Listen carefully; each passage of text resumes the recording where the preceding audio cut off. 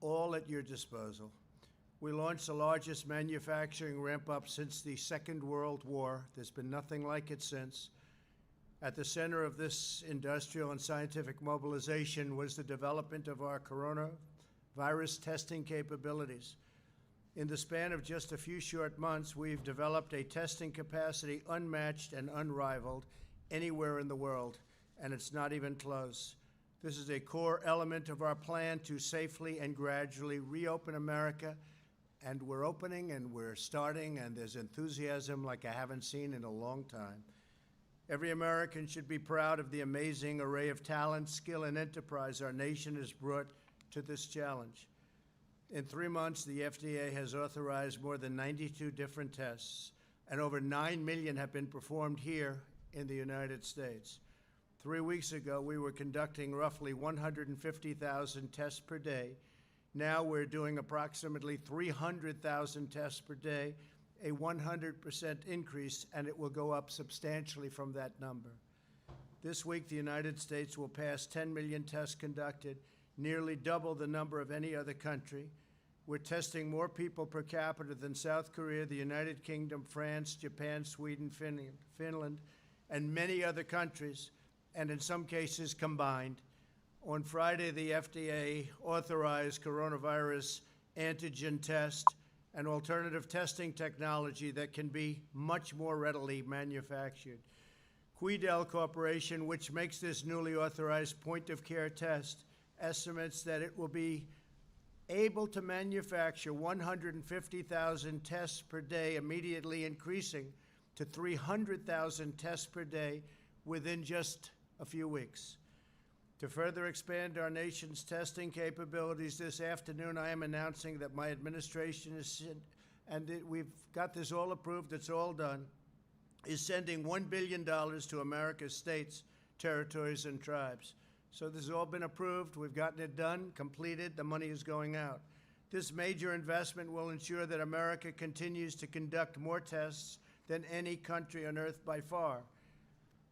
I said from the beginning that the federal government would back up the states and help them build their testing capability and capacities, and that's exactly what's happened. This partnership has truly flourished. We have really had a very good relationship with the states and the governors and other representatives within the states, a relationship like I think I can honestly say has not been seen in this country for many, many years. The governors and us are working together very closely, not only on testing, but on ventilators, where we have a capacity that's, at this point, virtually unlimited. And we're sending ventilators, as you probably heard, from other countries. We're sending many, many thousands of ventilators to other countries because they're in tremendous need. And I think building up a lot of goodwill, but much more importantly than that, we're saving a lot of lives. Most states are now doing a great job. My administration located 5,000 machines in 700 labs across all 50 states, and governors have learned how to maximize these testing resources. The federal government is also supporting states with vital supplies, quick approvals of new tests, and one-on-one coaching from the team here at the White House on how to increase capacity and increase it very quickly. In recent weeks, we've held multiple conference calls with every state, as well as with D.C. and Puerto Rico. We jointly developed testing projections and goals for each state for the month of May, altogether totaling 12.9 million tests. Think of that, 12.9 million tests. Today, I'm announcing that my administration will provide the collection supplies to help states meet their targets and meet them rapidly. During the month of May, FEMA and HHS will be delivering 12.9 million swabs to states nationwide. We already have them. The delivery will be very quick. We're prepared to provide millions of additional swabs if any state is on a pace to surpass its goal. And their goals are very high. We've set them very high. We've told them to set them very high. My administration will also provide approximately 9 million transport media, which are used to transfer swabs to the lab processing, a complicated process, but we've made it simple. As a result of these actions, every single state will be able to test more people per capita in May alone than South Korea has tested in 4 months since the outbreak began. This major commitment is possible because of the massive mobilization of American industry, including Puritan Medical Products, U.S. Cotton, Abbott Labs, and Thermo Fisher.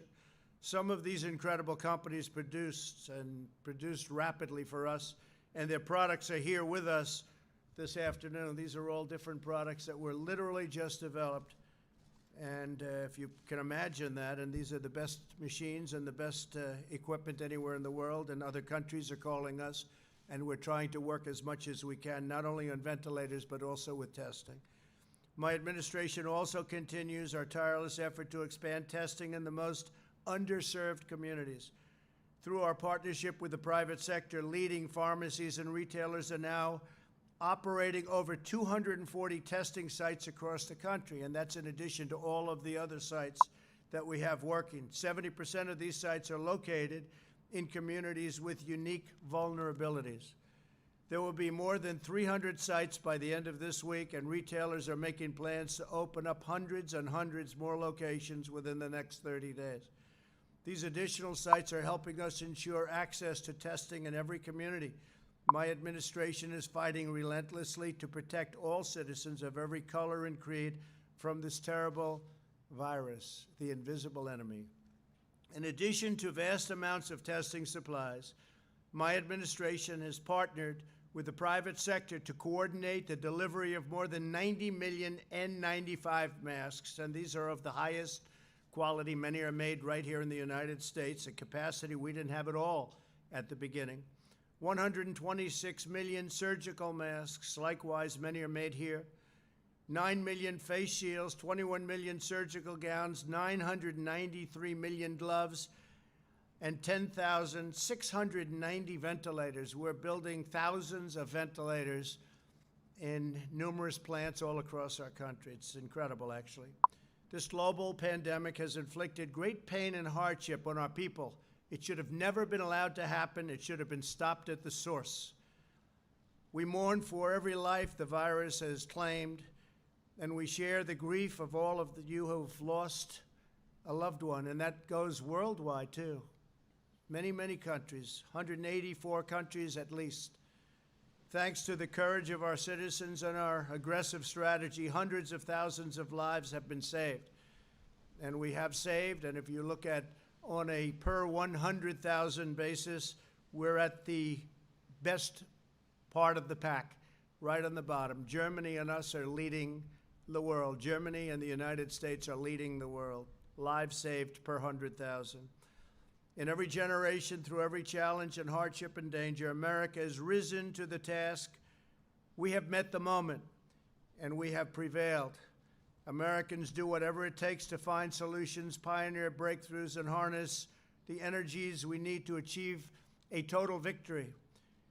Day after day, we're making tremendous strides with the dedication of our doctors and nurses. These are incredible people. These are brave people. These are warriors.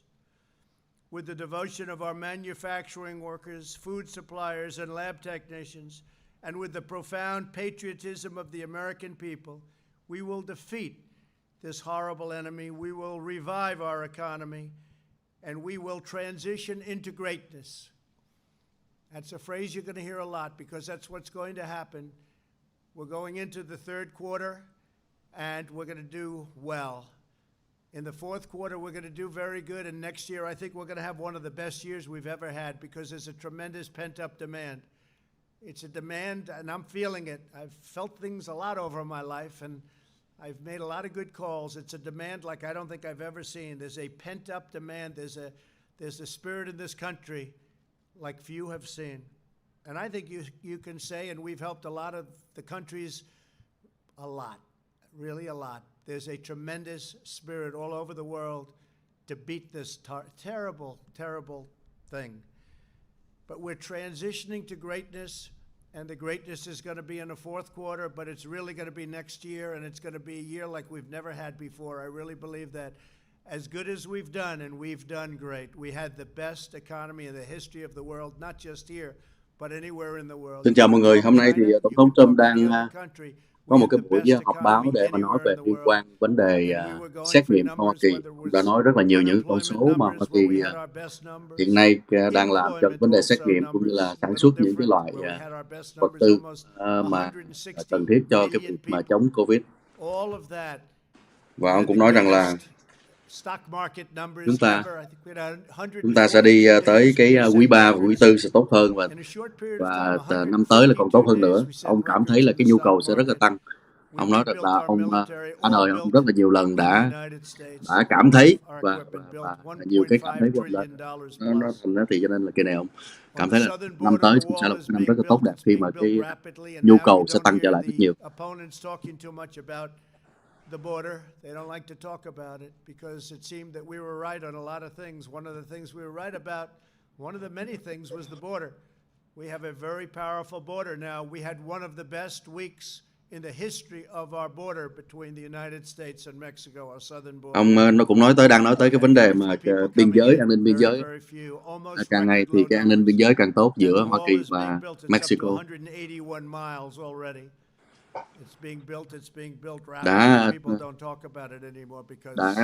Đã xây dựng được 181 cây dặm biên giới, và bây giờ mọi người thì không nói nữa, nhưng mà đã xây dựng được rất nhiều trong cái bức tường biên giới. Mọi người có nghe rõ tiếng thông dịch hay không ạ? But it's had a tremendous impact. But again, we've had the best numbers. The last thing we want now with this pandemic is for people to come across our southern border.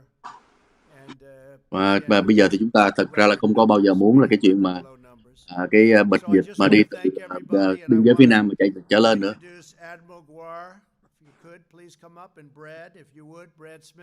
Ông mời một số người lên để nói chuyện. Hồi nãy ông có nói tới với cái vấn đề xét nghiệm đó, thì bây giờ hiện nay là có rất là nhiều xét nghiệm ở Hoa Kỳ rồi. For your leadership and for your high expectations that really made this all come together, and for the uniform support of everyone in the White House and the administration. And thank you, Secretary Azar, for providing. Chúng ta thấy cách mà gọi là sắp xếp chỗ đứng ngày hôm nay là có hai cái bục thay vì có một cái bục như trước đây. Thì bây giờ có hai cái bục, ông tổng thống đứng một phía mà ông này đứng một phía. Nghĩa là trong suốt buổi như vậy là tổng thống sẽ đứng riêng một phía đó. Tại vì sau vừa qua là cái tuần qua đã có hai nhân viên trong Nhà Trắng đã có nhiễm Covid dương tính.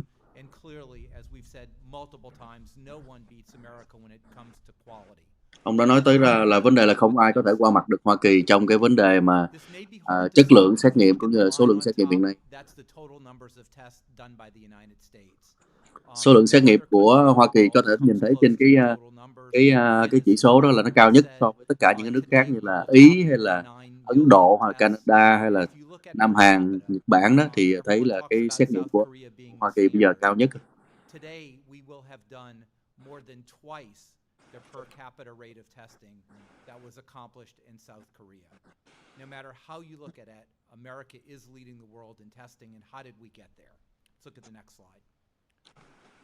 Bây giờ thì Hoa Kỳ đứng đầu về cái này xét nghiệm bây giờ cái. A very important component of how we came to this point was the authorization by the FDA under the leadership of our secretary of many different diagnostic tests, of diagnostic devices, and now of serology tests. So you've heard a lot about the different testing, and you see some of the machines up here. Most of the diagnostic tests, all but one, rely on the amplification of the viral RNA, the viral genetic material. And we've talked to you about the diversity of tests. They're very high throughput tests that are done at big reference labs like LabCorp and Quest. But very importantly, there are also tests, and you heard us talk about Cepheid, delivering over 2 million tests, vitally important to rural Americas and to trên màn ảnh là chúng ta thấy nhiều cái loại xét nghiệm khác nhau đã được chuẩn thuận để mà có thể sử dụng. Mà hoàn toàn hiện nay là do từ ở Mỹ cả rồi, bây giờ không còn cái việc mà gọi là nhập các cái xét nghiệm từ nước ngoài vào nữa. And we have deployed over 235,000 of these tests to the state public health laboratories in every state of this country to make sure that that point of care testing capability is there to research outbreaks like in nursing homes or in certain industrial capacities, and well over 90,000 to the Indian Health Service so they could test at a point of care in remote locations. The president also talked about a new first-in-class test. It's listed there as an antigen-based test. This is very important, and you've heard Ambassador Birx talk about this multiple times, because antigen testing, although complex, is much less complex than the nucleic acid testing that we've had. Ông nói cái độ mà phức tạp của các loại sự xét nghiệm khác nhau đó. And as the president said, we'll soon be making over 300,000 tests per day. Do the math. That's 9 million point of care tests that we will have every month in just a few weeks. It will clearly add to, and to a certain degree, transform our landscape. Hoa Kỳ sẽ làm coi như là khoảng cỡ 300.000 cái xét nghiệm mỗi ngày. I'm a swab guy now. I'm very interested in swabs. In order to make all these tests work, you have to show that a certain swab made of a certain material, performed in a certain way, delivers a highly accurate result. And what you're seeing up here is some of the fruits of that labor. Without the authorizations of, for example, the foam nasal swab, we would be blowing through PPE all across the country because of the need for full PPE just to take a test. That has really been changed by this diverse authorization, and a recent authorization that allows the great manufacturer, U.S. Cotton, to join our foundational industry of Puritan. Next slide. Last week we did over 1.9 million tests. Tuần trước là Hoa Kỳ đã làm 1.9 triệu cái xét nghiệm. Một tuần trước mà thôi. You see the graph growing. What you also see very importantly is that little orange bar on the bottom is the cumulative number of positives. Our percent positives are going down, and that's what we want to see. In fact, in 31 states, khi mà xét nghiệm nhiều thì cái số lượng dương tính sẽ nhiều, nhưng mà tính ra cái phần trăm dương tính đối với xét nghiệm thì lại giảm. I also want to take the opportunity to say this doesn't happen by accident. I'm seeing everyone in the audience here, and I'm so. Chúng ta có thể thấy cái chart đó, cái màu xanh đó là cái số lượng xét nghiệm, mà cái màu cam là cái số lượng mà ca dương tính. Thì càng xét nghiệm nhiều thì càng ca dương tính nhiều, nhưng mà cái tỷ lệ phần trăm của dương tính so với xét nghiệm thì nó lại càng giảm đi. Cho thấy là cái kết quả có kết quả tiến triển tốt. And my last slide, as the president said, $11 billion are now being announced to be delivered to the states for the sole support of testing. 11 tỷ sẽ được phân phối cho các tiểu bang chỉ để cho vấn đề xét nghiệm ở tại các tiểu bang. With Brad and I to achieve their testing goals, and we're going to be very specific, and they know it. That there needs to be minimum numbers to be planned to test. Chỉ xét nghiệm mà thôi là bây giờ bắt đầu đổ thêm 11 tỷ để mà chỉ để cho cái công việc xét nghiệm mà thôi. Including those in prisons or who have working environments that they may have a more likelihood to spread the infection. And combined with that, the Secretary's Office of Minority Health will soon be awarding a large contract to guarantee a national network of state, local, and community-based organizations to assure that those underserved, particularly racial and ethnic minorities, are linked to the services they need, not only testing but in care as well. Cũng sẽ chú ý tới những cái cộng đồng mà gọi là dễ bị lây nhiễm để họ có thể được xét nghiệm, được chữa trị. But has really been the chief operating officer to make all of this come together. Brad. Thank you, Admiral. I want to talk through a little bit specifically the work that we've been doing with the states. So as the Admiral mentioned, over the past few weeks, we've been working with each state to set a target for their testing goal for May. Over the series of a couple of different calls, we've aligned on what those goals are. And as the Admiral mentioned and the President mentioned, they add up to over 12.9 million tests in the month of May. Trong tháng 5 không là 12.9 triệu cái xét nghiệm trong tháng 5. And for many states, it's a much higher number than that. When you compare this, as the President mentioned, to South Korea is actually below that 2%, not for a month, but for their total tests to date since the start of the year. And so our states have come together to set really ambitious goals that we're excited to support them in meeting. If you go to the next slide. Chúng ta thấy trên màn ảnh là 50 tiểu bang của Last time in the press Mỹ briefing, thì there đã are hơn hẳn three cái parts to making sure that cả the nước tests can happen. The first part is the Nam specimen Hàn. collection supplies. The second part is the machines, and the third part are the lab supplies that the machines need to run.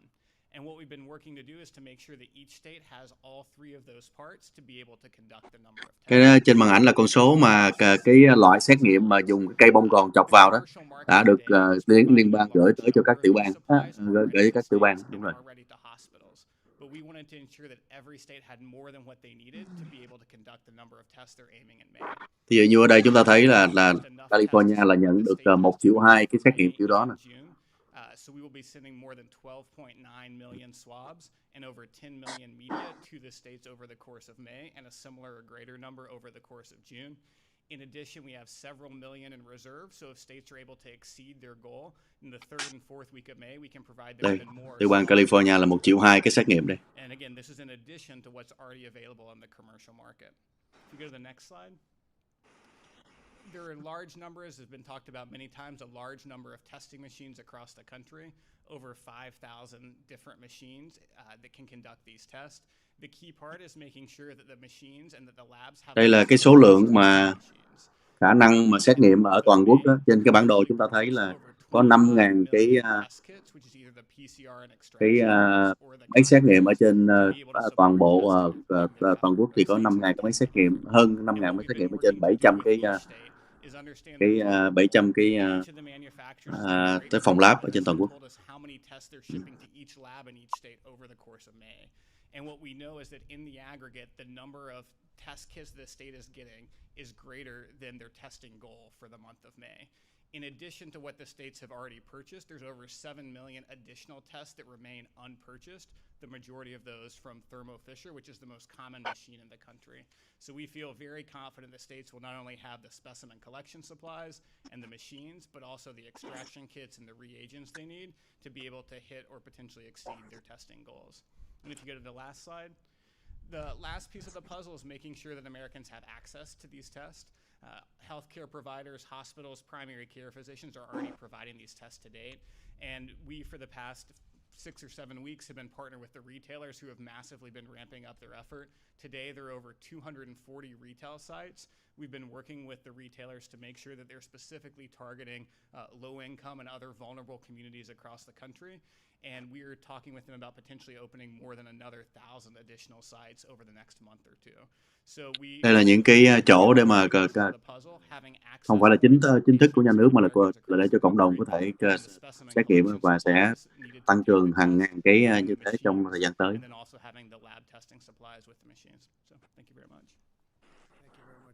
Maybe you'll both stay there. Could be some questions. Okay, please, John, go ahead. You can't hear me. We had a situation here at the White House on Friday where a member of the Vice President's staff tested positive for coronavirus, which has now caused 3 of the top U.S. officials involved in the coronavirus response to self-isolate. Two-part question. Where did the system break down to allow that to happen? And what would you say to employers who look at the experience here at the White House and say, are we ready for this? Bây giờ chúng ta thấy là tất cả các phóng viên hôm nay là đeo khẩu trang hết rồi, không còn giống như lần trước đây là họ có thể đeo hoặc không, bây giờ đeo hết. Ông này hỏi về cái vấn đề các nhân viên trong Nhà Trắng bị dương tính. It can happen. It's the hidden enemy. Remember that. It's the hidden enemy. So things happen. But the 3 tested negative. The one who tested positive will be fine. It will be absolutely fine. Yeah, John. Ông có nói rằng là có những cái người mà bị xét nghiệm dương tính là sẽ không có vấn đề gì cả, còn những người khác xét nghiệm tiếp thì vẫn còn là âm tính. Đây là một cái kẻ thù vô hình.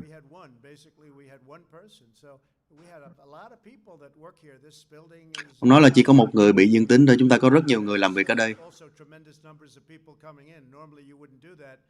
But because we're running a country, we want to keep our country running. So we have a lot of people coming in and out.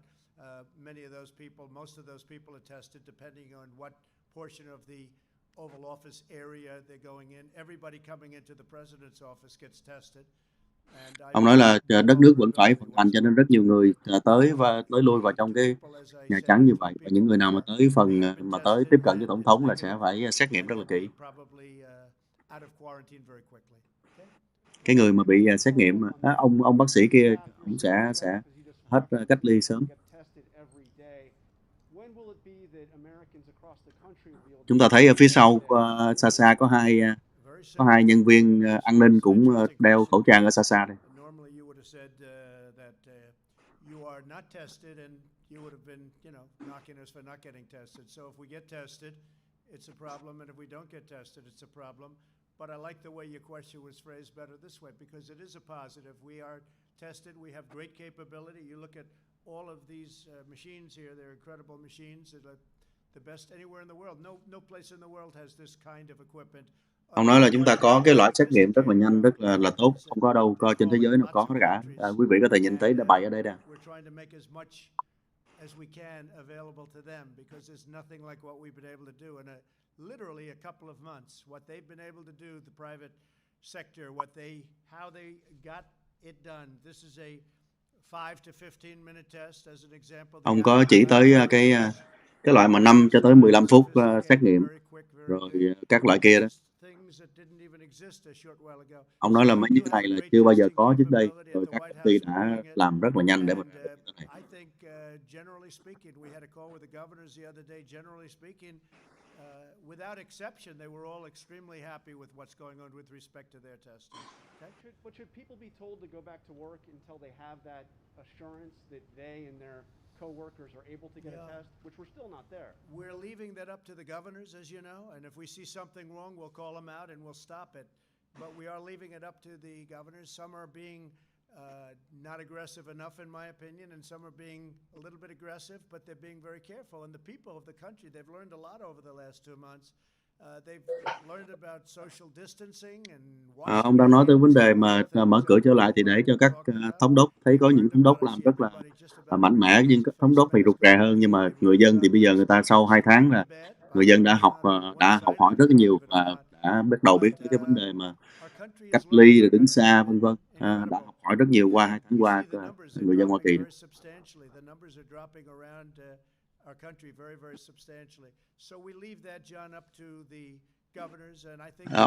Ông để cái chuyện đó cho các thống đốc quyết định vấn đề mở cửa lại đó.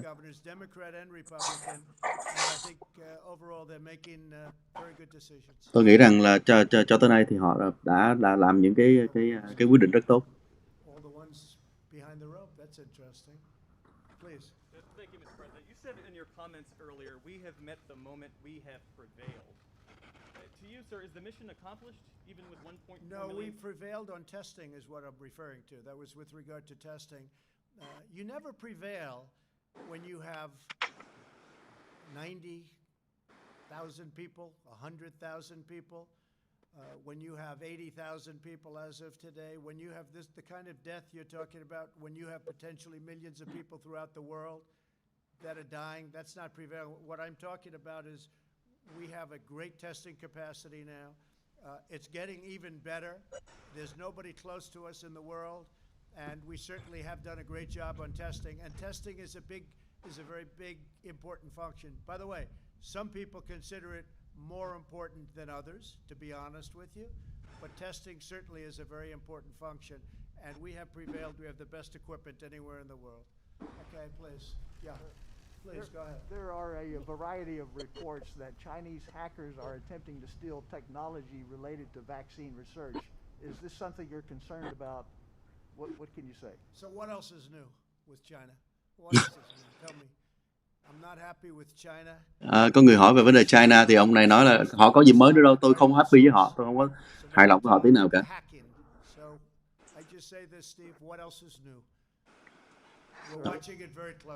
Còn gì lạ đối với họ nữa đâu, kể cả cái chuyện mà gọi là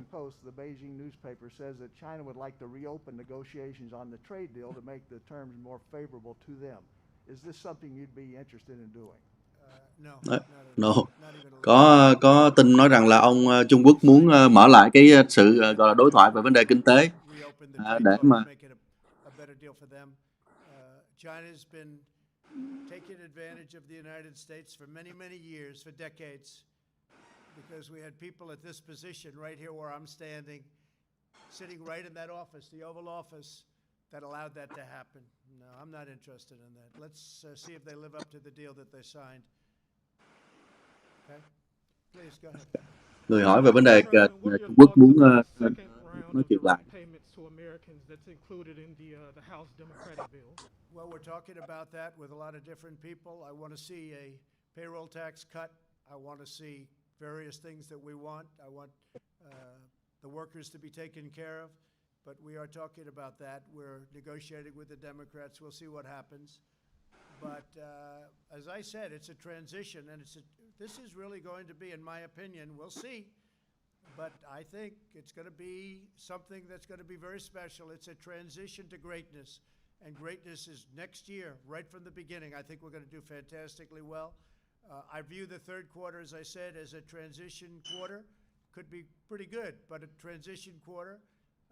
Toward the end of the fourth quarter, you're going to see some numbers that are going to be tremendous, I think. And next year, you're going to have potentially the kind of numbers that you saw before and maybe even better, because there is that pent-up demand that is, a lot of people wanted to do things. They were ready to do things, and they've had to hold back because of the virus.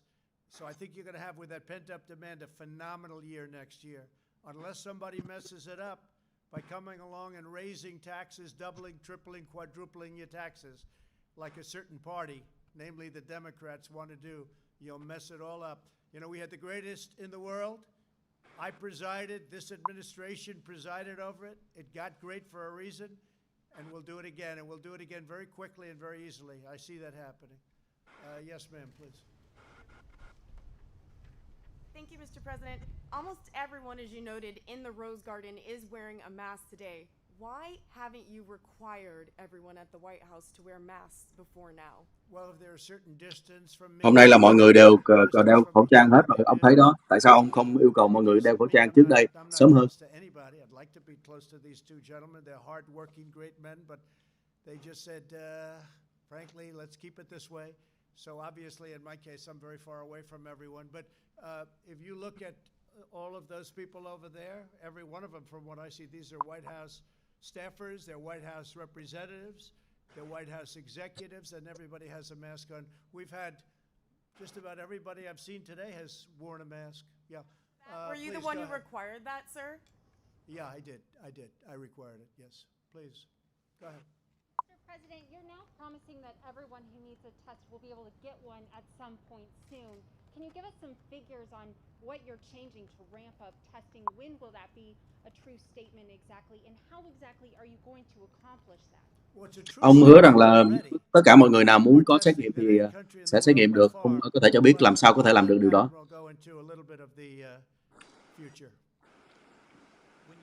Testing numbers that we worked with collaboratively with the state leadership. It's not just with the governor, but the state health officers, the state epidemiologists, the public health labs. It's really a combination of testing those who need something for diagnosis, diagnostic testing, tracing, so testing those who have been around the people with a diagnosis. But the largest fraction of that is really moving into surveillance. That is testing those who are asymptomatic. And when you do the numbers, this amount of testing on a state-to-state basis really is in the range that we need to accomplish all of that, certainly within the range that we need. So it really encompasses those three things. The other thing I would say is, particularly as we move into the summer, there are surveillance mechanisms, and I talked about them before, like a weather radar. And just think about that weather radar.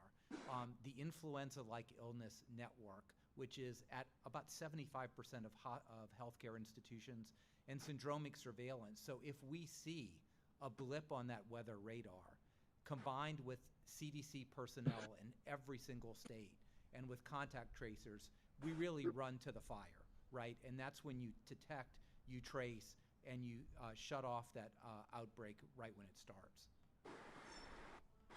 Mr. President, there does seem to be a double standard here, Mr. President, where members of your own staff can get tests frequently when they need it, but ordinary Americans cannot. So when will the rest of America have the Cái này ông thấy có vẻ là không có không có công bằng hay không khi mà tất cả những người trong văn phòng của ông muốn xét nghiệm là xét nghiệm được, còn người dân Mỹ bình thường thì xét nghiệm thì chưa có.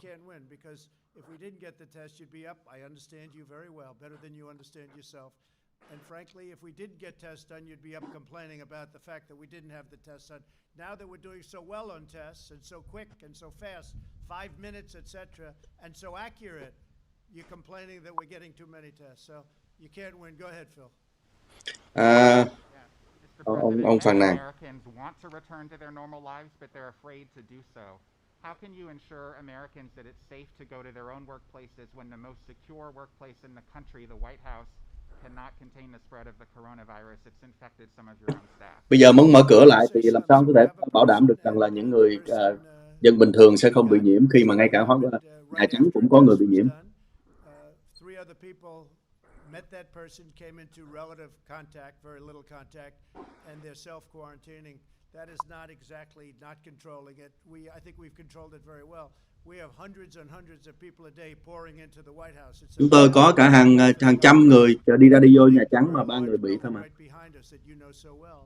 So I think we're really doing a very good job in watching it, and I think it's very well contained actually. Chúng tôi đã làm cái cô lập đó nó rất là tốt rồi. But it was one person and the other people were only people they're quarantined. You understand this, Phil? They're quarantined for a specific reason. The reason is they were in the general proximity of the one person. And the one person I believe will be fine in a very short. Một cái người mà bị nhiễm thì tôi tin rằng là sẽ lại, còn những người khác là đã được tự cách ly rồi. Well, that I'm going to have to ask that he will give you that information. Whatever he is proceeding and doing, he will give you that information. I'll make sure that they put out a notice. John, go ahead, please. Mr. President, up until now, it's thought that the most vulnerable people were those above the age of 60 or 70 or 80, and the children were pretty much, I don't want to say immune from this, but weren't affected by it. But all day long in the news today, we have been hearing and seeing this terrible syndrome that some 85 children have now. 3 of them have died. What is the task force talking about in terms of that, and what could be done about it? We're seeing that all over the world now with young children. Very, very tiny percentage, but it's the swelling and the skin rash, and we're looking at that very closely. Ông John vừa mới hỏi tới cái vấn đề mà một số trẻ con bị nhiễm. You may have something to say about that. So thank you for pointing that out. And again, I've said many times I'm a pediatrician and a pediatric ICU doctor. This syndrome, which we call, or similar to Kawasaki syndrome, it has been seen in a novel coronavirus before, and it's associated with illnesses. So we have a very strong activation on this. We do know treatments for this, but the CDC is interacting actively with the Pediatric Intensive Care Unit network to create case definitions and to understand how this is going and if there are predispositions. The National Heart, Lung and Blood Institute, I spoke to Dr. Gary. Ông nói tới những cái kế hoạch của các cơ quan tổ chức về cái vấn đề chữa trị riêng cho những cái triệu chứng từ trẻ con liên quan tới cái vấn đề COVID-19. As a team out in several areas looking at if there are any special treatments. We know what the basic treatment is, but this is a little bit different than we normally see. So there really is an activation among all the branches within HHS, working with networks at children's hospitals and ICU nets. Bộ Y tế làm việc với lại các cái cơ sở y tế để mà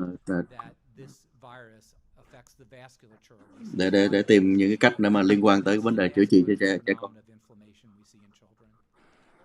With this newly emerging syndrome now among young children, what do you say to parents who would like to get their children back to school but are now looking at this and potentially afraid to do that? Well, again, it's a tiny percentage, but you're right.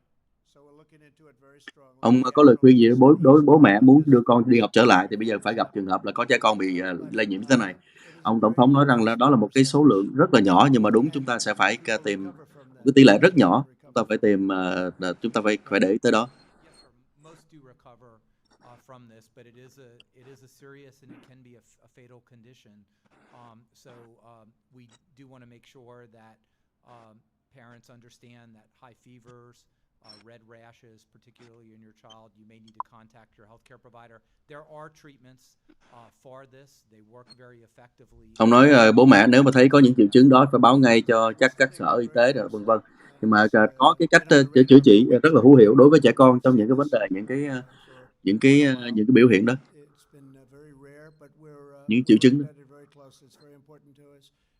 I think one of the things we're most proud of is this just came out, deaths per 100,000 people, So deaths per 100,000 people, Germany and the United States are at the lowest rung of that ladder, meaning low is a positive, not a negative. Germany and the United States are the two best in deaths per 100,000 people.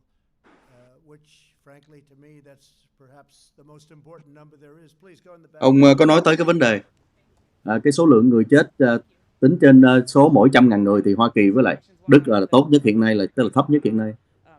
The coronavirus. The first on the coronavirus, the vice president is said to be in some sort of self-isolating, keeping his distance from people. What do you say to Americans who say, how can you keep me safe? How can you reopen the government if even the vice president is self-isolating? And why hasn't testing gotten up to the point where every American who wants a test can get a test? Câu hỏi này cũng lặp lại mấy câu hỏi kia thôi, hỏi là làm sao mà có thể đất nước mở lại khi mà chính phó tổng thống cũng phải gọi là tự cách ly khi mà gặp ra trường hợp như thế này. Làm sao mà tất cả mọi người dân Mỹ có thể có cái xét nghiệm nếu khi họ cần. Ai cũng có thể. Announcement saying we're number one in the world by far, by a factor of 2 and even 3 and 4, depending on where you're looking. And I get a question, when will everybody be able to get tested? If somebody wants to be tested right now, they'll be able to be tested. Tôi đã nói nãy giờ rồi là coi như là chúng ta đứng đầu về xét nghiệm rồi mà bây giờ còn hỏi những câu như vậy nữa. Tôi đã nói rồi, những người nào mà còn cần xét nghiệm là sẽ xét nghiệm được. I saw the picture of him in his tuxedo. It was so beautiful. I mean, he looks like a wonderful young guy. Would have been a wonderful, just a wonderful guy. I think it's a horrible thing. Now, with that being said, as you know, they're studying the case very carefully. They're interviewing everybody involved, and we'll see what happens. To me, it's a very sad thing. I spoke to a number of people that are very much involved in it. I've been following that one very closely. It breaks your heart to watch it. It breaks your heart. And certainly the video was a terrible-looking video to me. But you have a lot of people looking at it, and hopefully an answer is going to be arrived at very quickly. But it's something that is heartbreaking. Question about the case, if I could ask it. The specific question I have is, you said that there possibly are things that happened that were not recorded on the tape. Could you expound on what you mean by that and your thoughts on? Well, I saw the tape, and when they moved left, I don't believe when they moved left outside of the tape, nobody saw what was going on. Nobody saw it. It's an empty spot on the tape, I guess. Now, do they have additional tapes? I hope. But I will say that it's something that, based on what I saw, doesn't look good. Somebody that I have a lot of respect for is Senator Scott of South Carolina. You know who I'm talking about. He's a great gentleman. He's a great senator. He's a great gentleman, Tim Scott. And I called him 2 days ago. I said, Tim, what do you think? Tell me. What do you think? He's very disturbed by it. He's very disturbed, and I'm very disturbed also. Please, go ahead. President Trump, thank you. I have two questions, one on testing and one on Democratic states that you tweeted about. First, the money for this new testing support today comes from the CARES Act, which you signed into law 42 days ago. Did your delay in embracing widespread testing have anything to do with a desire to suppress the official number of U.S. cases and deaths as you try to reopen the country? No, we just wanted to make sure that we had the proper. Ông cho biết rằng là cái thử nghiệm cái số tiền cho xét nghiệm đã có lâu rồi mà bây giờ mới bắt đầu ra. Có phải là ông muốn là như là không có xét nghiệm để mà nó bớt cái số lượng người bị lây nhiễm để mà coi như là không ảnh hưởng tới cái việc mà muốn mở cửa lại đất nước hay không? Ông nói không phải. Democrats are moving slowly for political purposes. Why do you believe that their motive is politics rather than public safety? And how do you respond to Ông mới tweet sáng nay là nói rằng là dân chủ đi quá chậm tại vì vấn đề chính trị. Sao ông biết được đó là vấn đề chính trị thay vì là cái đó vấn đề quan tâm tới sức khỏe? If you look at various other states, I won't get into them. The people want to go back. The numbers are getting to a point where they can, and there just seems to be no effort. Mọi người muốn quay trở lại và con số cho thấy là mọi người có thể quay trở lại. And the people aren't going to stand for it. They want to get back. They're not going to stand for it. Mọi người muốn quay trở lại, không đứng yên đâu, không để yên đâu. I want it open safely. Tôi cũng muốn mở lại, nhưng mà tôi muốn mở lại một cách an toàn. People are dying the other route. You can go with the enclosed route. Everything's closed up. You're in your house. You're not allowed to move. People are dying with that too. You look at drug addiction. You look at suicides. Nếu mà đóng cửa lại, con người ta chết cái cách khác nhiều lắm à. Chết bằng là tự tử, chết bằng xài thuốc này nọ vân vân. So it's a situation that some people, and I've noticed that some states could be moving more quickly, and also at the same time safety. Look, safety is paramount, but people are dying in the lockdown position too.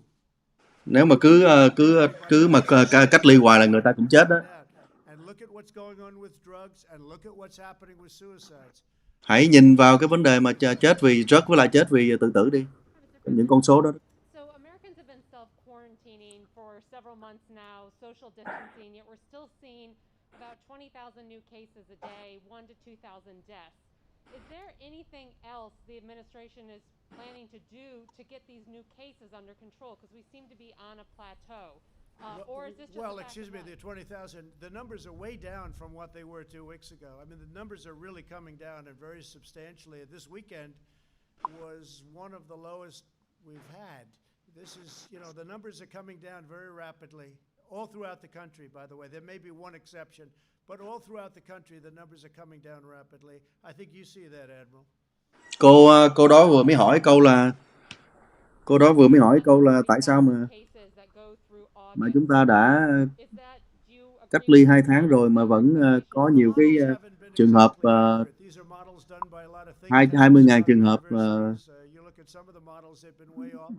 lây nhiễm thêm mới mỗi ngày như vậy. Có cách nào khác hơn nữa hay không? Thì ông Tổng thống nói là cái con số đó là so trước đây đã là thấp, đã giảm thấp lắm rồi, bắt đầu giảm thấp rồi. We did things that were very tough for our country to do, frankly. We had to turn off our whole magnificent economy. We had to turn down the whole country. We're at the lowest of all of the models. I mean, if you look at, I guess that 100 to 120,000 people would be at the low side. And we're at, there's nothing low. Look, nothing low. One is too many people. And I say it all the time. One person to lose for this is too many people. It's a disgrace what happened. But if you look at the models, we're at the lowest of those projections. But the models ông nói rằng là một người chết đi cũng là quá nhiều đối với cái vấn đề đại dịch này, nhưng mà nếu mà thực ra mà quý vị nhìn thấy đó là 80.000 hiện nay là chúng ta đang ở cái mức độ thấp mà đã dự đoán đó.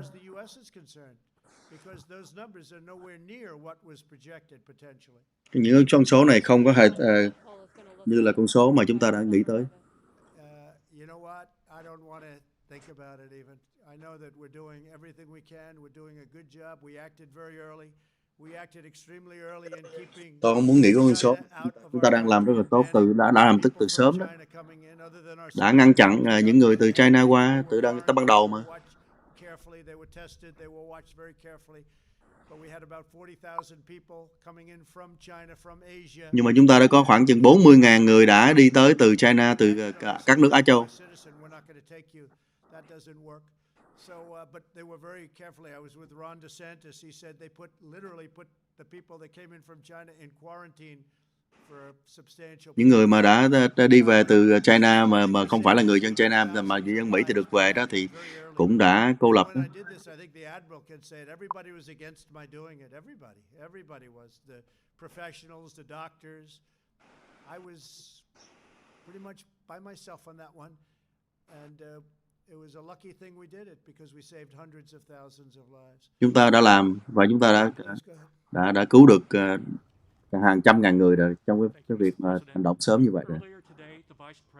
urged governors to have all their nursing home residents tested. Why not just mandate that? Why not require that? Have you considered that? Well, I would certainly consider that. I will mandate it if you'd like. I think it's important to do, and I think, frankly, some of the governors were very lax with respect to nursing homes. It was obvious right from the beginning. The state of Washington, where 26 or 28 people died very early on, and I would have said nursing homes, and I did say nursing homes. That's what they should.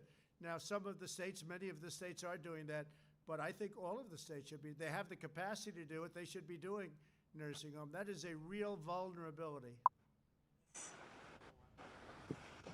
The two staffers that were announced last week as testing positive, are you aware of any additional White House staff? No, not at all. Có hai người trong Nhà Trắng đã bị nhiễm tuần qua rồi. Ông có biết rằng là có thêm người nào khác nữa hay không? Đã bị nhiễm trong Nhà Trắng, ông nói là không. Please, go ahead. President, I wanted to ask, are you now or are you considering separating some more with Vice President Pence as a precautionary measure? Well, first of all, the job he's done on task force. Ông có tính tiếp là sẽ cách ly với lại ông Phó Tổng thống trong thời gian tới nhiều nữa không? And he's a warrior too, just like doctors and nurses. I mean, he's working so hard, and he's coming into contact with a lot of people. But again, he tested negative, so we have to understand that. Ông ấy tiếp xúc rất là nhiều người nhưng mà và làm việc rất là chăm chỉ, cực khổ, nhưng mà điều ông vẫn có xét nghiệm và vẫn có negative, âm tính.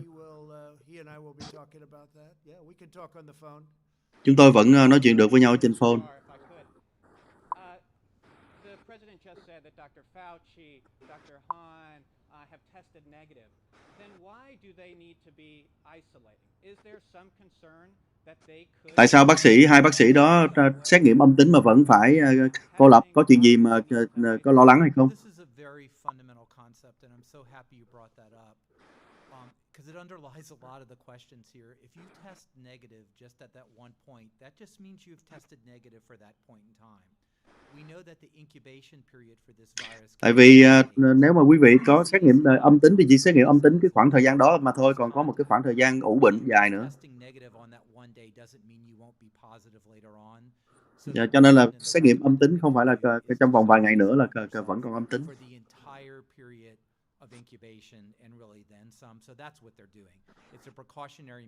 Bây giờ mà mấy người đó hỏi, vẫn còn hỏi câu đó thì đúng là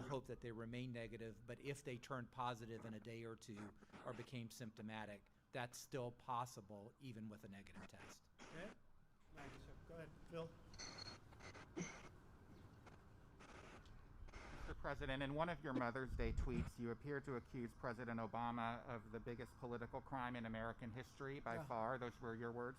What crime exactly are you accusing President Obama of? Ông vừa mới cáo buộc ông Donald Trump, Tổng thống Obama là cái tội ác rất lớn. Đó là gì? And it's a disgrace that it happened. And if you look at what's gone on, and if you look at now all of this information that's being released, and from what I understand, that's only the beginning.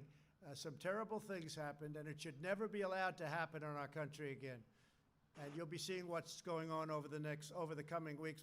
And I wish you'd write honestly about it, but unfortunately, you choose not to do so. Yeah, John, please. What is the crime exactly that you're accusing him of? You know what the crime is. The crime is very obvious to everybody. All you have to do is read the newspapers, except yours.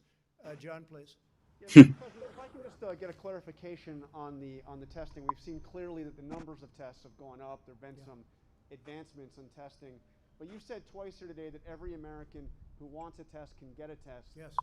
That's not the case. 1.9 million tests per day is far short of every American that wants a test to be able to get a test. Well, I'm going to have the Admiral, but I will say just from listening and hearing like you do, we all do, not everybody should get a test because they have to have certain things and they're going to know when they're not feeling right. Those are the people that will be getting the test. But Admiral, I'll let you take it from there, please. So everybody who needs a test can get a test. We have plenty of tests for that. Right now in America, anybody who needs a test can get a test in America with the numbers we have. If you are symptomatic with a respiratory illness, that is an indication for a test and you can get a test. If you need to be contact traced, you can get a test. Câu hỏi cắt cớ của phóng viên là ông nói rằng là cái số lượng ai muốn có xét nghiệm thì xét nghiệm được, nhưng mà cái số lượng ông nói ra là mấy triệu đó, là trong khi Hoa Kỳ là 300 triệu mà. Tại sao mà nói được chuyện đó? Thì họ giải thích là chỉ cho những người nào mà cần cái xét nghiệm thôi. Ví dụ như những người có cái trường hợp mà tiếp xúc với hoặc là có biểu hiện gì, chứ không phải là tất cả 300 triệu người mà cần phải đi xét nghiệm. Cái chuyện đó là không. Remember, I work at HHS. I work there every day. I don't get tested every day. Ví dụ như tôi đâu có cần phải xét nghiệm mỗi ngày đâu. Do I have any other symptoms? I wear a mask when I go in. That's a safe work environment for the environment we have. If I became symptomatic, I would get a test. Nếu mà tôi cảm thấy có cái dấu hiệu là tôi đi xét nghiệm và xét nghiệm với những người mà tôi tiếp xúc với. Not symptomatic, I do the precautions as everyone is recommended in phase 1, and that's the essence of safely opening America. And John, the numbers are coming way down, and they're coming down rapidly, and that's a beautiful thing to see. And that's pretty much universally all across the country. They're coming down very rapidly, so very important. Please go ahead.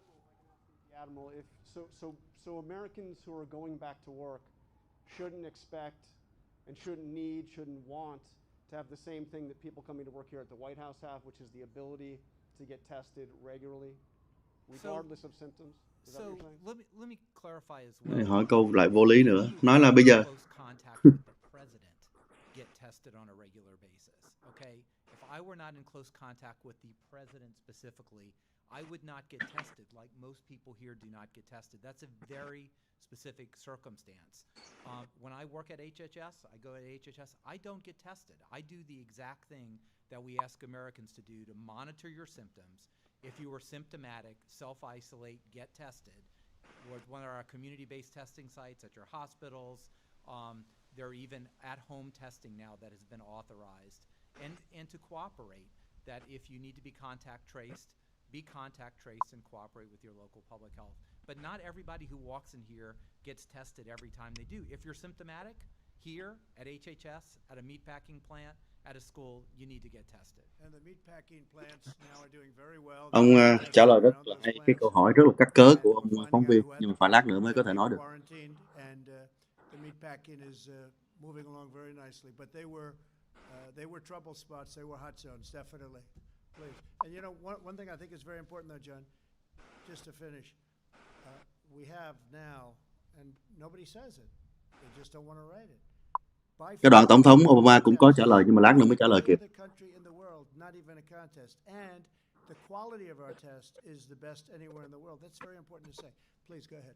So to make sure I understand the White House's position, are you saying that right now you feel there is enough testing, adequate testing across the United States, or do you feel that it needs to be ramped up, and by how much, if so, does it need to be ramped up? I think we've been clear all along that we believe, and the data indicate, we have enough testing to do the phase 1 gradual reopening that has been supported in the president's plan and the task force plan. And it has to be a phased reopening. Nobody's saying turn the light switch on and everyone go, because then it would be really impossible to control the spread of the virus. You know, there are many models out there. The Rockefeller Foundation published their recommendations of about 3 million tests per week. That's exactly what we're doing. If you look at our agent-based models, it's far below that. If you take the Safra Center at Harvard and correct their misassumptions, like on the sensitivity of the test, the mitigation processes, and how many people get hospitalized, you get about that number. Now, I am not going to come here and say we can absolutely swear it's God's truth that this is the number we need. But we know we have enough to open, and we're going to be very careful with our ILI net, with our surveillance programs, and with the data come in to inform us even further as we grow and learn. And I think And let me just add a little bit to that, because most days I don't come to the White House to work. I either go to FEMA or I go to HHS. And let me just talk you through what the protocols are there, because I would never get tested if I wasn't coming to the White House. So every day when we come in, we get our temperature taken and we get asked questions about if we have symptoms. If you don't, then you enter the workplace. And then there's hand sanitizer all over the place. In rooms that are made for conference rooms, they put pieces of paper that say, don't sit in essentially every third seat to separate people. And so there's a lot of precautions that we're taking in the federal government that are separate from testing. And those are the precautions that the agencies that Admiral Giroir and I are working at every day are using to let us continue working. If people want to get tested, they get tested. We have the greatest capacity in the world. Not even close. If people want to get tested, they get tested. But for the most part, they shouldn't want to get tested. There's no reason. They feel good. They don't have sniffles. They don't have sore throats. They don't have any problem.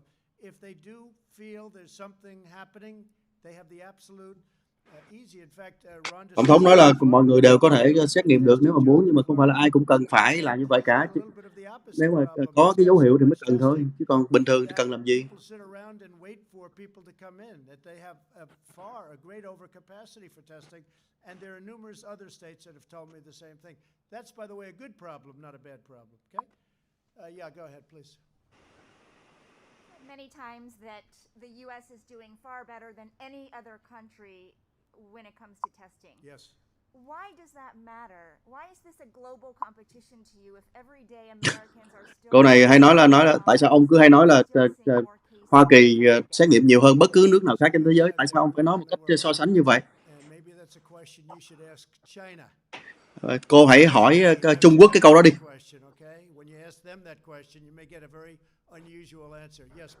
Cô hỏi Trung Quốc đi thì cô sẽ được một câu trả lời rất là lạ lùng đấy.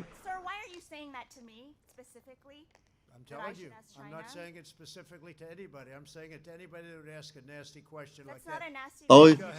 Tôi nói câu đó với cô tại vì cô hỏi câu rất là bẩn thỉu. Please go ahead in the back, please. No, it's okay. We'll go over here. I have two questions, Mr. Next, President. next, please. But you called on me. I did, and you didn't respond, and now I'm calling on Sorry, I just the young lady in the back, please. I just wanted to let my colleague finish, Okay. but can I ask you a Ladies and question, gentlemen, thank you very much. Appreciate it. Thank you very much. Cái cô đó cổ gây sự quá cho nên ông tức quá, ông không có cho họp báo nữa. Wow. Một cái cô mà của CBS luôn luôn là hỏi những cái câu gọi là sốc hông, thành ra là ông ngưng cái cuộc họp báo nửa chừng. Cái câu hỏi của cô ấy trước khi mà có thể nói cái câu hỏi của cô ấy trước khi mà cuộc họp báo bị dừng nửa chừng đó là khi cô ấy hỏi là tại sao mà ông cứ hay nói cái câu là nước Mỹ có nhiều test hiện nay nhất thế giới, không có ai bằng nước Mỹ cả về vấn đề xét nghiệm, thì cô ấy nói rằng là thì tại sao phải nói như vậy, thì ông mới trả lời rằng là cô nếu mà cô đi hỏi cái câu đó, với lại ông xách cái câu hỏi đó đi hỏi với Trung Quốc đi thì cô sẽ được cái câu trả lời một cách rất là bất thường đó. Rồi bắt đầu cô ấy mới đòi thêm hỏi một câu nữa thì cô trả treo qua lại. Cô nói tại sao ông nói vậy với tôi? Thì cô ấy nói là ông ấy nói là tại vì cô hỏi câu gọi là hết sức là nasty, tức là câu hết sức là gây sự, câu hết sức là dơ bẩn như vậy, thì tôi trả lời như vậy. Và cô đòi hỏi thêm thì ông ấy không, ông chỉ người khác, thì cô cứ dây dưa hỏi hoài thì ông cho nó ngưng ngay lập tức luôn. Cái lý do theo tôi thấy cái lý do mà ông ấy hay vẫn nói cái vấn đề gọi là nước Mỹ hiện nay là xét nghiệm nhiều nhất thế giới so với bất cứ nơi khác, và ông thường hay mang cái nước Nam Hàn ra để ông so sánh đó, nói là Nam Hàn là thậm chí còn gọi như là không bằng những cái tiểu bang mà xét nghiệm nhiều ít nhất của nước Mỹ, thì bây giờ vẫn hơn Nam Hàn rồi. Và rồi ông nói là đưa cho máy thở qua nước khác vân vân đó. Lý do là tại vì trong thời gian trước khi mà nước Mỹ hoàn toàn không có tất cả những cái xét nghiệm, phải đi mua ở Nam Hàn, đi mua ở Trung Quốc, rồi không có máy thở vân vân, cái thời gian đầu đó, nước Mỹ đâu có chuẩn bị cho cái chuyện đó. Thì các cơ quan truyền thông họ rất là hay so sánh, nói là tại sao mà Nam Hàn nó còn có, mà Trung Quốc nó còn có vân vân, mà tại sao mà Mỹ không có, đại khái như vậy. Thì khi dạo sau này khi Mỹ bắt đầu mà sản xuất ào ạt ra và bắt đầu dư ra, bắt đầu đứng đầu về xét nghiệm cũng như là dư ra về máy thở để tặng nơi khác rồi đó, thì họ không hỏi tới chuyện đó nữa. Thì ông phải đem ra so sánh để cho thấy rằng là nước Mỹ đi từ cái mức độ gọi là không có cái gì hết cho tới bây giờ là đã vượt qua các nước. Thì cái chuyện so sánh đó nó cũng là bất bình thường, chứ không có gì mà gọi là quá đáng mà cô ấy cố tình cô gây sự, cho nên cô ấy mới hỏi cái câu như vậy và làm cho khiến cho ông ấy bực mình là cũng là hữu lý thôi. Còn có một cái người nãy hình như mới nói cái câu gọi là ông Trump làm sao mà có vẻ trẻ con quá, thì chắc bạn này là cũng gọi là theo một cái suy nghĩ nào đó thôi, chứ còn không có một cái ông mà gọi là tổng thống mà gọi là chịu tiếp xúc một cách gọi là sòng phẳng và rất là cởi mở với lại báo chí như vậy thì chắc là hiếm, mà những nơi khác hiếm lắm, cho nên là ông ấy thì cũng là người bình thường thôi. Gọi là ông đang đứng gọi là đối diện với một rất đông người, những cái người mà gọi là rất đông người, những cái người mà luôn luôn chỉ gọi là hỏi để mà rình rập những cái câu mà gọi là sơ hở của ổng để mà xoáy tới, thì ông phải lúc nào cũng phải cảnh giác, và lúc đó là cái cảm xúc nó cũng phải có chứ không phải không. Hồi nãy thì có một vài cái mà tôi không có kịp dịch ngay đó, thì có hai cái mình cần nên nói. Đó là một cái người phóng viên hỏi rằng là ông có tuyên bố rằng là ông tổng thống Obama có một cái tội, gọi là phạm một cái tội rất là ghê gớm, rất là lớn, thì ông có thể nói cụ thể đó là cái gì hay không? Ông nói rằng là cái đó thì nó có đầy ở trên tin tức đó, chỉ có là tại vì anh giả vờ không đọc thôi, hoặc là phiên hạ không đọc thôi, nhưng mà anh cứ đọc là sẽ biết, nhưng mà anh đừng có đọc chính cái tờ báo của anh thì anh sẽ thấy ông ấy là phạm tội như thế nào.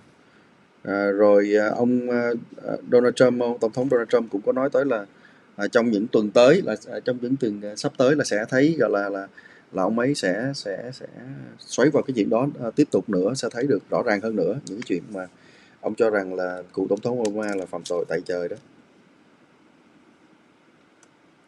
Một câu hỏi khác cũng là một cái câu hỏi gọi là theo kiểu gọi là soi mói thôi. Cái cô phóng viên đó hỏi rằng là tại sao mà ông cứ nói rằng là tất cả người dân Mỹ nào mà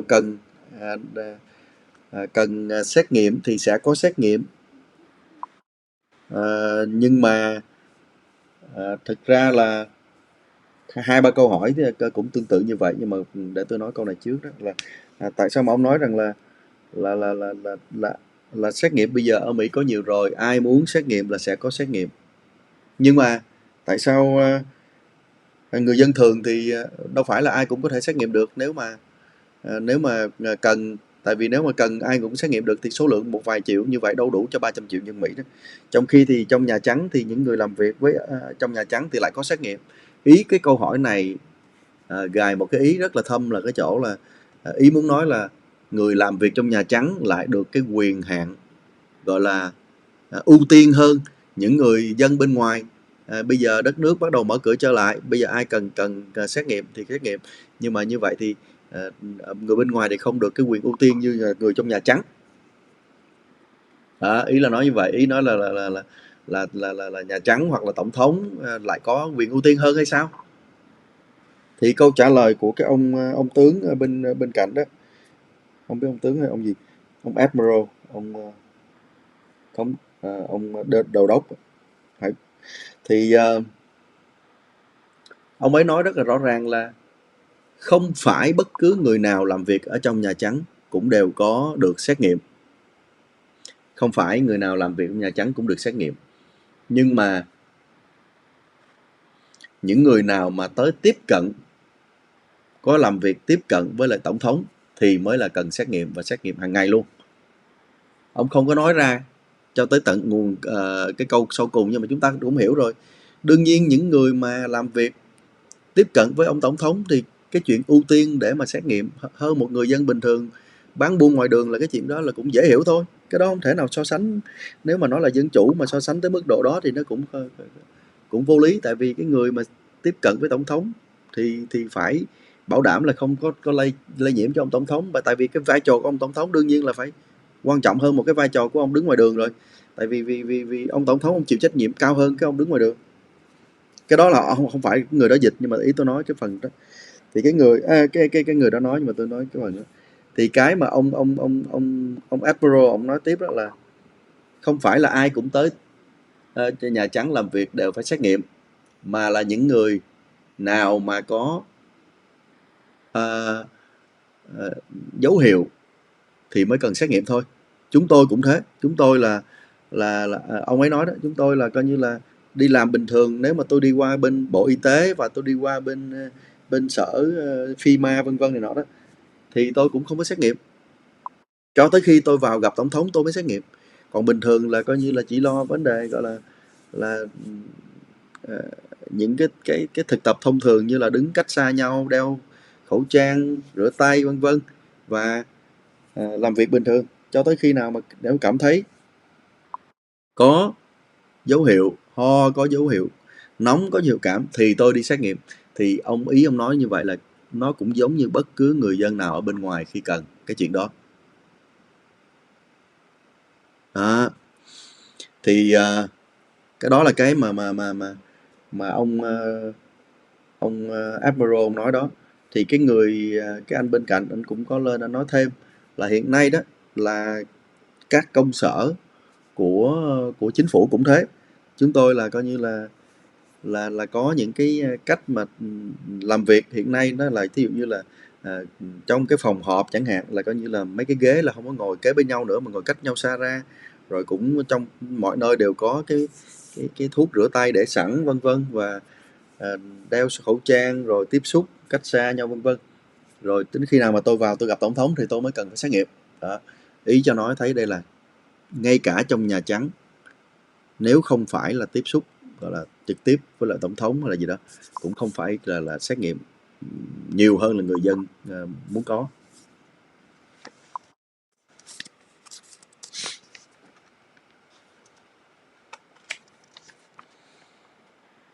Cái cô kia là coi như là cổ đã thành công được trong cái việc mà chọc tức ông Tổng thống, thì cô về cô sẽ được gọi là ngồi uống cà phê, cô hả hê được một chút, nói hôm nay tao chọc cho ổng gọi là tức quá bỏ nửa chừng rồi, thấy không, cái đó là nhờ tao.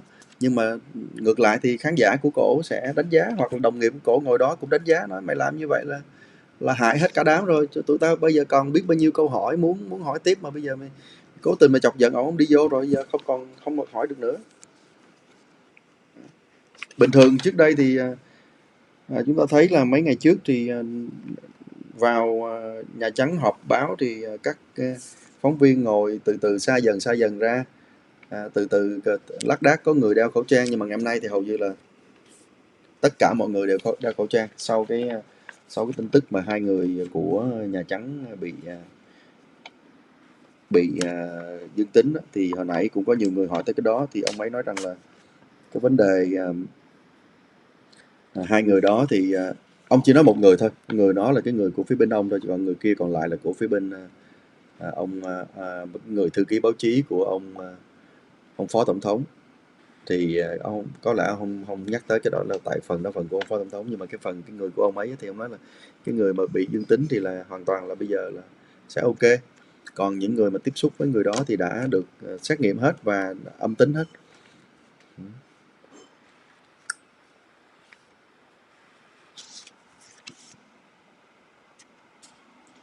Và có rất nhiều cái câu hỏi của các vị ở đó đặt lặp đi lặp lại một vài cái khía cạnh chỉ để xoáy vào cái vấn đề mà gọi là xét nghiệm tại sao lại không có đủ cho toàn dân vân vân. Thì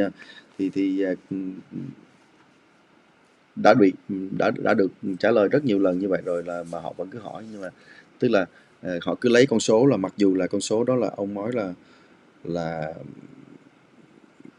mỗi tháng là có khoảng cỡ chừng mỗi tuần có cỡ chừng gần 2 triệu cái xét nghiệm, một tháng là có gần 12.9,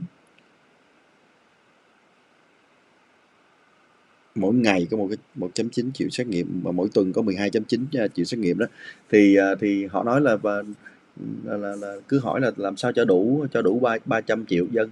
Thì cái đó là cái câu hỏi vô lý ở chỗ là không phải tất cả mọi người dân đều tự nhiên là cứ đi đăng ký để mà xét nghiệm, mà là tóm lại là những người nào mà nó có một số những cái vấn đề, thí dụ như là những người nào mà có dấu hiệu, rồi những người nào mà có cái sự tiếp xúc vừa rồi với lại những người có thể bị vân vân thì mới cần đi xét nghiệm mà thôi, chứ còn không thể nào mà có bất cứ một cái số lượng nào cho đủ 300 triệu dân Mỹ xét nghiệm liên tục mỗi ngày. Đó.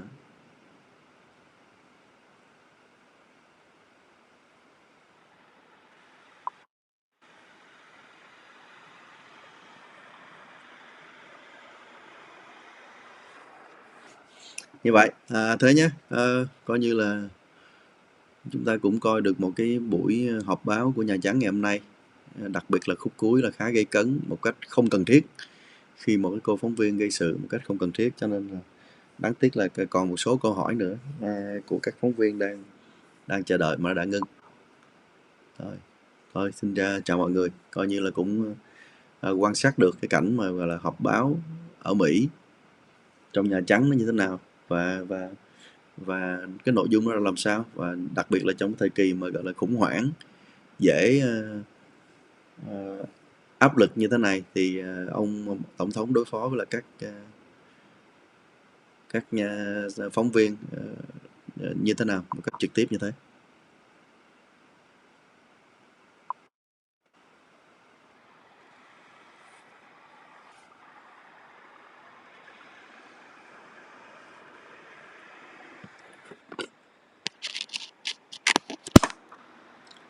Xin chào.